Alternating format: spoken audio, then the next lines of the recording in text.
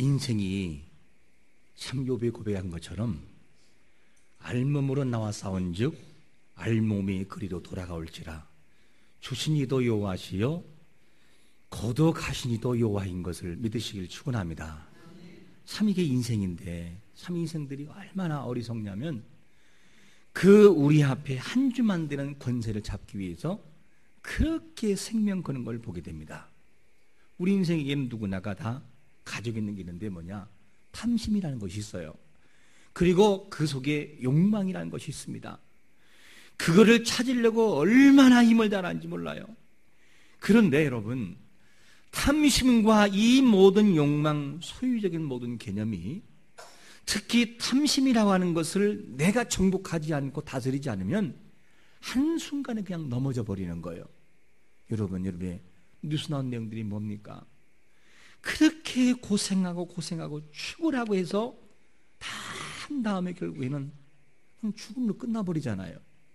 이 인생이란 사실입니다.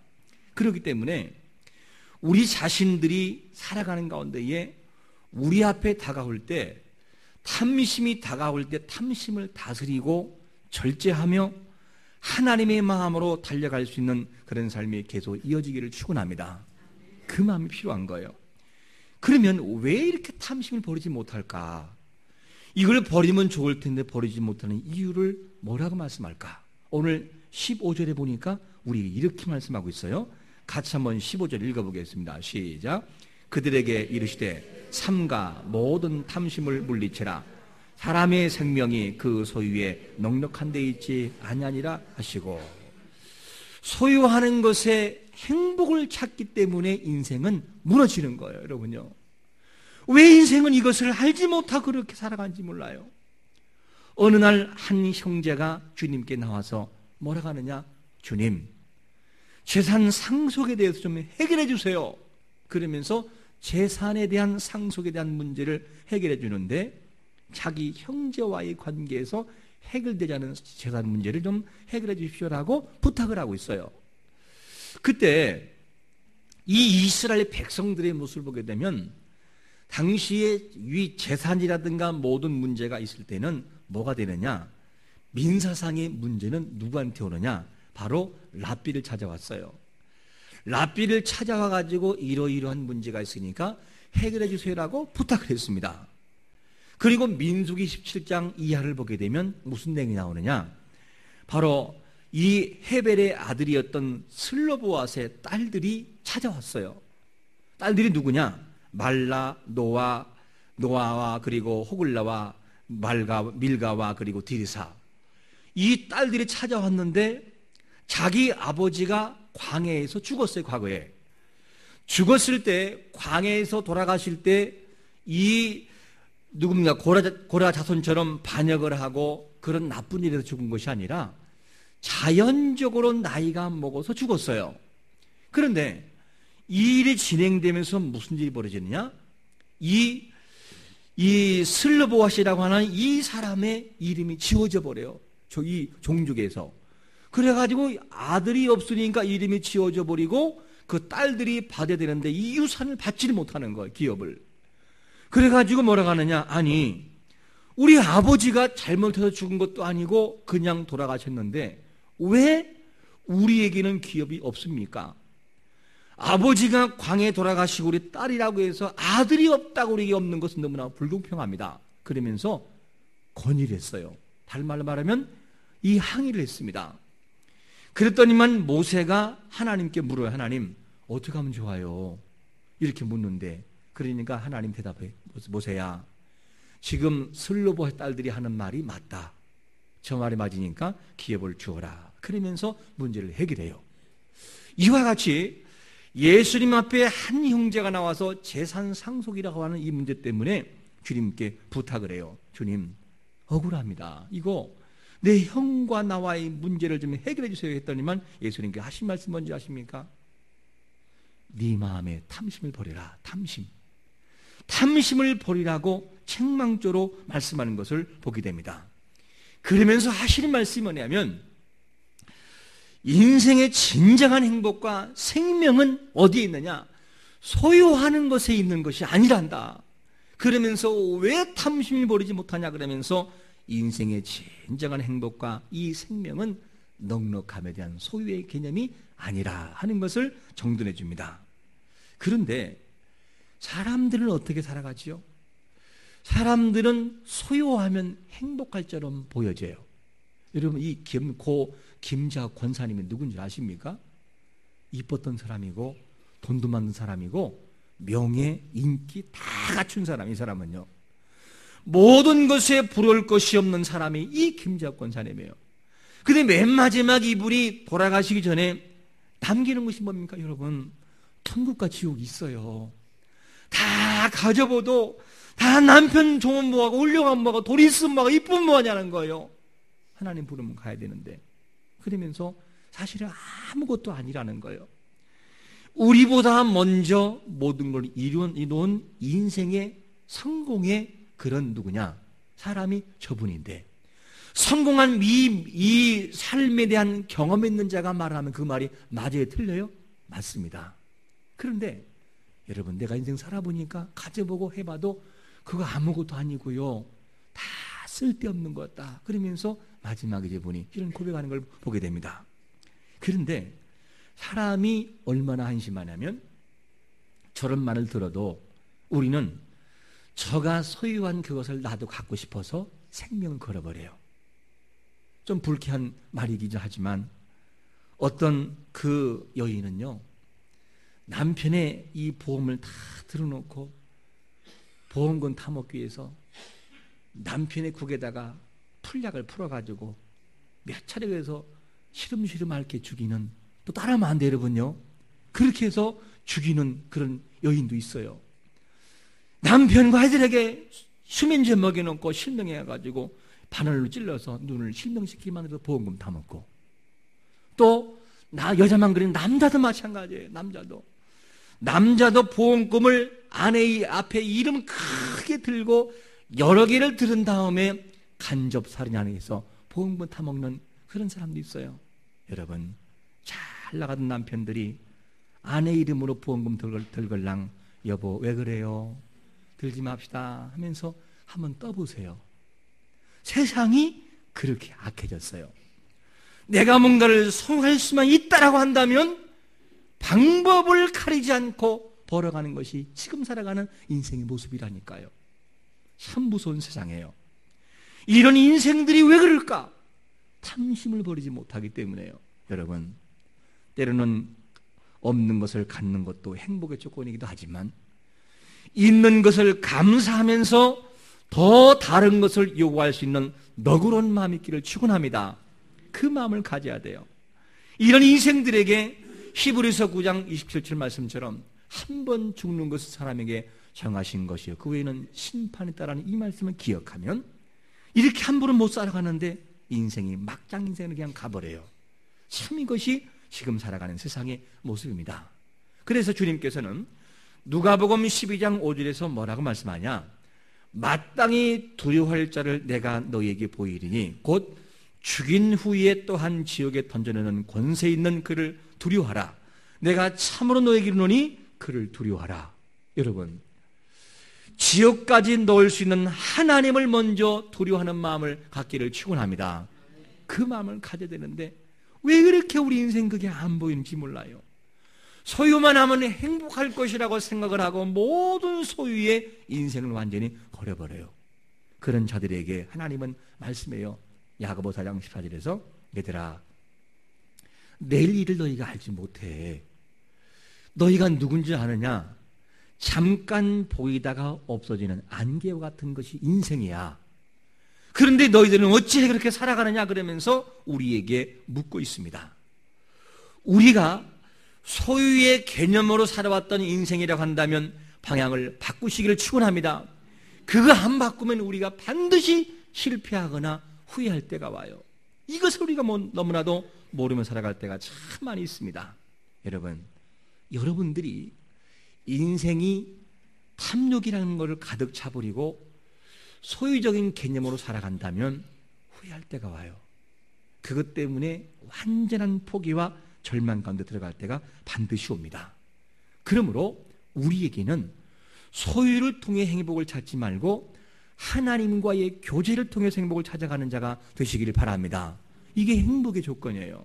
그래서 하나님과의 교제와 그 말씀이 얼마나 소중하냐면 시편 19편 7절과 8절에 보니까 이렇게 말씀해요. 여호와의 율법은 완전하여 영혼을 소성시키며 여호와의 증거는 확실하여 오둔한 자를 지롭게 하며 여호와의 교훈은 정직하여 마음을 기쁘게 하고 여호와의 계명은 순결하여 눈을 밝게 하시도다. 할렐루야. 이게 하나님과의 교제를 통해 이루어지는 인생의 행복입니다. 그래서 사람들이 이거를 모르고 살아가요. 그냥 영혼의 만족을 하기 위해서 소유하면 되는 거 아니겠습니까? 그러면서 그것을 그렇게 소유하려고 인생이 살아갑니다. 오늘날요, 많은 그리스도인들도 기독교인들도 문제가 뭔지 아십니까? 신앙과 영성이 비진리와 교배돼서 뭐가 나오느냐? 교배된 영성이 나와버려요. 그러니까 신앙은 하나님과 나와 속에서 강력한 모습으로 내가 무장되어지는데 또 다른 세속적인 교배된 영성이 나오니까 신앙의 길을 찾지 못하고 방황 길로 가버리는 거예요. 이게 옳은 건지 저게 옳은 건지를 구별하지 못해요. 그래서 갈등하다가 고민하며 살아가는 것이 인생들의 모습이에요. 여러분, 우리 믿음의 선진들을 보시기 바랍니다. 그들을요 많이 배운 분들이 아니에요. 그 어릴 때의 기억을 보면 정말로 글도 잘 몰라가지고 성경 찾으려면 찾지도 못하면서 매 왔다 갔다 하고 그러면 찾아주면 나도 알아. 그런 분들이었어요. 그런데 그들의 마음속에는 뭐가 있는 줄 아십니까? 많이 성경 공부를 한 것도 아니지만 하나님을 위해서는 생명을 걸더라고. 하나님을 위해서는요. 참 어릴 때의 그런 상처들은 뭐냐면 부모님들이 자녀를 위해서 많이 투자하진 않고 교회 건축한다 뭐한다 그러면 다 팔아가지고 드렸을 때 그게 참 저기는 억울했어요. 어릴 때 모를 때는 뭐냐면 하나님의 영광을 위해서는 물불을 가리지 않고 그냥 올인해버렸어요. 그런데 지나 보니까 그것이 옳다는 걸 알았어요. 교회 하나 안 나간다, 주일하러 안 나간다, 죄송한 표현이지만 작대기가 부러졌어요. 왜 그렇게 양육했을까? 그것이 그 영혼을 살리는 길이니까. 요즘에는 어떻습니까? 이런 것이 다 사라져버렸어요. 그냥. 그래서 우리 마음들이 교배된 영성이 임해서 하나님과 나와의 관계가 회복되는 것이 아니라 적당껏 타협하며 살아가는 것이 우리의 모습이기도 한 것이 우리의 현실의 신앙의 주소입니다. 여러분, 우리가 세속의 문화와 교배되지 말고 하나님의 영성이 계속 흘러 그분과의 깊은 영성으로 주 앞에 나오는 자가 되시기를 축원합니다. 이 마음을 가지고 우리가 살아가는 것이 참 중요합니다. 소유에 대하여 만족을 두고 탐심을 갖는 사람들에게는요 정말 불행해요. 이 탐심을 갖고 소유의 개념을 살아가는 이 사람들을 향해서 주님께서 한 예를 들어요. 뭘 들으냐? 어느 날 한 부자가 있었는데 소출이 얼마나 풍성하냐면 이 모든 곡식을 넣을 곳이 없어요. 그러니까 뭐를 하느냐? 어떻게 하면 좋지 고민하다가 에이 모르겠다. 상고를 지차. 그리고 꽉 채워놓은 다음에 이제는 행복해 됐어. 그러면서 행복할 거라고 착각을 하고 있는 이 한 사람의 예를 들고 있습니다. 그때에 주님께서 하신 말씀이 뭔 줄 아십니까?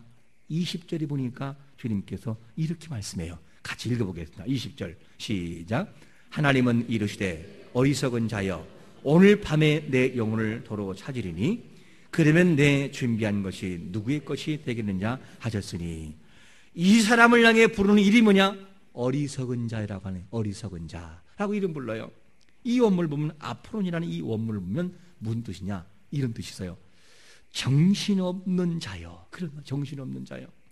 자기 중심적으로 살아가는 자요. 그리고 무분별하게 살아가는 자요. 이력이 없는 자요. 무모하게 행동하는 자요. 이게 뭐냐? 어리석다는 원문에서의 다양한 뜻을 포함하고 있습니다. 여러분, 우리가 왜 그렇게 어리석게 살아가는지 몰라요. 수없이 말씀을 듣고 말씀 듣지만 우리에게는요 소유하면 행복할 것이라고 오해를 해버려요. 여러분, 근데 소유가 우리 행복이 아니라는 거예요. 그런 자들에게 주님께서 하신 말씀은 뭔 줄 아십니까? 오늘 밤에 네 영혼을 도로 찾으리니 그럼 그건 누구 것이 되겠니? 이렇게 물어요. 저는 여기서 여러분들에게 묻고 싶어요. 여러분들에게 내가 너를 내일 데려갈 것이니까 준비하라 라고 했을 때 하나님 그래도 감사해요. 제가 부족했지만 제가 할 수 있는 것은 최선을 다했습니다. 저는 최선을 다해 싸우니 주여 감사합니다. 내일 준비하겠습니다. 그리고 할렐루야 찬양하면서 모든 것을 내려놓을 수 있는 준비가 있다면 그 인생은 된 거예요. 하지만 내가 너를 데려간다라고 할 때에 밤새 인생을 돌아보면 내가 어떻게 여기까지 왔는데 내가 이것을 벌기 위해서 밤잠 자지 못하고 이 배움과 학위와 물질과 명예 어떻게 보는 것인지 하나님 안 돼요. 절대 그럴 수는 없어요. 하나님 나에게 이런 일이 있으면 안 됩니다 라고 한다면 그 인생은 잘못 사는 거예요. 우리가 전부 다가 그런 마음을 간다 할지라도 그는 잘못 사는 거예요. 왠 줄 아십니까? 인생의 분명한 목표가 내 중심 속에 서 있는 하나님의 나라 하늘나라의 인생은요, 이 땅의 모든 것을 가져가도 그래 나는 그거를 알고 있어서 처음부터 그리고 내려놓을 수 있는 마음의 여유가 있는데 그것이 하는 인생이라고 한다면 우리에게는요 인생을 잘못 사는 거예요. 하나님의 이름과 예수 그리스도의 이름에 그 자녀라는 이름에 그 모든 것을 가지고 뭘 했느냐? 내 배를 불리고 살고 하나님은 없는 인생을 살았기 때문에 후회할 수밖에 없는 것입니다. 우리는 영지주의자도 아니고 쾌락주의자도 아니에요. 그러나 분명한 것은 우리 중심에 무엇이 내 나를 이끌어 가냐는 거예요. 이 문제가 해결되지 않으면 우리에게는 정말로 반드시 후회할 때가 온다는 것이죠. 오늘 본문의 사람처럼 출애굽기 33장 19절에서 우리에게 뭐라고 말씀합니까? 나는 은혜를 베풀 자에게 은혜를 베풀고 긍휼히 여길 자에게 긍휼을 베푸느니라. 하나님이 주셔야 받는 것을 믿으시기를 축원합니다. 안 주면 못 받아요. 그리고 시편 68편 9절에서 뭐라고 말씀하냐면 하나님이여 주께서 흡족한 비를 내리사 주의 기업이 곤핍할 때에 주께서 그것을 견고하게 하셨습니다. 하나님 비를 주셔야 식물이 자라고 하나님 내려 주셔야 모든 것이 가능한데 오늘 본문 속에 나오는 이 부자라는 이 사람은요 하나님의 의식이 없었어요. 자기가 노력해서 벌었고 자기가 모든 걸 해서 벌었다라고 착각하며 살았어요. 이것이 누구냐? 본문 속에 등장하는 부자의 모습이었습니다. 여러분 하나님이 우리를 간섭하지 않고요 주지 않으면 아무것도 안 돼요. 왜 그런지 아십니까? 창세기를 보면 알아요. 창세기 1장 2절을 보면 태초에 천지를 창조하기 이전의 상태가 어떤 상태였느냐? 이런 상태였어요. 창세기 1장 2절에 보니까 땅이 혼돈하고 공하며 흑암이 깊음 위에 있고 하나님의 영은 수면에 운행하시니라. 혼돈 상태. 이 혼돈이라는 이 원문에서는 무슨 뜻이냐? 황폐, 무가치한 상태. 그리고 혼란한 상태, 공허한 상태, 무질서한 상태를 혼돈이라는 표현을 써요. 원문에서는. 그러니까 하나님이 그것을 손을 대지 않고 그냥 둬버렸을 때는 완전히 못쓸 무가치한 존재였다는 거죠. 그런데 하나님이 뭐를 하시느냐? 그 다음에 3절에 가서 하신 말씀이 하나님이 이르시되 빛이 있으라 하시니 빛이 있었다 그러면서 쫙 밝아지면서 그 다음부터 정리가 되는 거예요. 무슨 말씀이죠? 우리의 인생 하나님이 잡지 않으면 완전히 무가치하고 혼돈 상태에 들어가 버려요. 그런 인생 속에 하나님이 잡아주시고 적당한 긍휼과 사랑으로 부어주시니까 되는 것을 믿으시기를 축원합니다. 왜 우리는 그걸 모르는지 모르겠어요. 그런데 그 주시는 하나님을 우리는 잃어버리고요 내가 한 것처럼 착각할 때가 많이 있고 내 생각대로 살아갈 때가 얼마나 많은지 몰라요. 내 생각으로 살아가는 인생은 실패합니다. 하나님의 뜻이 하는 것은 실패하고요 그분의 마음이 아닌 것은 100% 실패합니다. 그래서 인생의 수많은 경험을 통해 경험했던 전도서의 기자가 전도서 12장 1절에서 뭐라고 말씀하냐면 너는 청년의 때고 곤고한 날에 이르기 전에 아무 낙이 없다고 할 해가 가깝기 전에 너희 창조를 기억하라. 할렐루야. 여러분, 이 전도자가 인생을 살아가면서 한 얘기는 맞다니까요. 이렇게 해서 인생을 살아가면서의 행복은 소유의 개념이 아니고 네가 탐심을 가지고 얻으려고 하는 소유한이라는 거예요. 그런데 우리는 거기에 완전히 정신이 팔려서 살아가는 것이 누구냐? 우리의 모습이라는 거예요. 여러분, 넉넉함이 인생의 행복이 아닌 것을 믿으시길 바랍니다. 이거 아니라는 거예요. 이것을 분명히 깨닫고 살아가는 것이 너무나 중요합니다. 이런 사람을 향해서 뭐라고 하냐? 아까 말씀처럼 어리석은 자여, 이렇게 표현되고 있어요. 이러한 자를 위해서 특별히 부르는 칭호, 21절에서는 구체적으로 뭐라고 말씀하냐면 21절 같이 한번 읽어보겠습니다. 시작. 자기를 위하여 재물을 쌓아두고 하나님께 대하여 보유하지 못한 자가 이와 같으니라. 어떤 자가 어리석은 자입니까? 내가 먹고 살기 위해서 내 인생을 위해서는 온갖 것을 투자하고 살아가지만 하나님의 마음은 이해하지 않고 하나님은 내 마음속에 없고 필요할 때는 불러오지만 필요 없을 때는 발로 차버리는 인생이 바로 어리석은 자라는 거예요. 근데 우리는 이런 삶을 살아갈 때가 얼마나 많은지 몰라요. 하나님이 너무 속상할 것 같아요. 얘야, 내가 너에게 그거밖에 되지 않느냐? 더 되지 않느냐? 너무 속상할 것 같아요. 하나님은 어떤 분이십니까? 학개서 2장 8절에 보니까 은도 내 것이요 금도 누구 거라고요? 하나님 거라는 금도. 그러면 모든 것을 공급하신 이가 하나님이신데 주인이 하나님인데 우리 인생들은 뭐냐? 우주 위에 부스러기를 얻으려고 그렇게 안간힘을 다합니다. 이게 우리의 나약한 모습인 것을 고백하지 않을 수 없습니다. 여러분, 근과 음의 주인이 하나님이시요 생사의 주관자가 하나님이시라면 그 하나님 앞에 나아가서 그분 앞에 구하는 자가 되시기를 축원합니다. 그러면 부수적으로 나머지는 주신다는 거예요. 이 원칙이 깨져버리면 그 인생은 후회할 수밖에 없는 것입니다. 자, 참 묻고 싶어요. 여러분들은 무엇을 위해서 살아오셨고 그리고 무엇을 위해 살아가십니까? 지푸라기처럼 확 타버리고 없어질, 안개처럼 사라질, 안개처럼 사라질 그것을 위해서 혹시 생명을 아직도 걸고 있는 것은 아닙니까? 여기에서 잠시 멈추고 우리를 바라보면 어떻겠습니까? 나는 뭘 위해 살아가지? 찬양대가 찬양은 너무 감동적이에요. 찬양대가 아버지를 바라보고 찬양하듯이 우리 인생들이 하나님의 영광이라고 하는 주제가 뒤바뀌어져 버리면 인생은 정말 후회합니다. 주님 오시면 후회해버려요. 그러므로 안개처럼 사라질 인생을 위해서 살아가지 말고 우리를 영원한 천국으로 인도하실 그분을 위해 살아가시기를 축원합니다. 그런 인생은 더 열심히 살아요. 왜? 이것을 통해 아버지의 일을 해야 되니까. 바뀌는 인생인 것입니다. 신명기 10장 13절에 말씀합니다. 내가 오늘날 네 행복을 위하여 네게 명하는 이 규례를 좀 지켜다오. 이렇게 말씀하는 거예요. 지켜다오. 그러므로 우리의 행복을 만드시기 위해서 우주를 동원하신 하나님의 은혜, 자기 아들을 불러 우리를 위해서 죽으시기까지 내어놓은 하나님의 헌신, 이 하나님과의 우리와 인생에서 교제가 이루어질 때 그게 진정한 행복이라는 것이죠. 우리 인생이 이것이 빗나가 버리고 하나님과 나와의 깊은 영성의 교제가 이루어지지 않고 소유적인 바깥으로 간다면 인생은 공허하기 시작을 해요.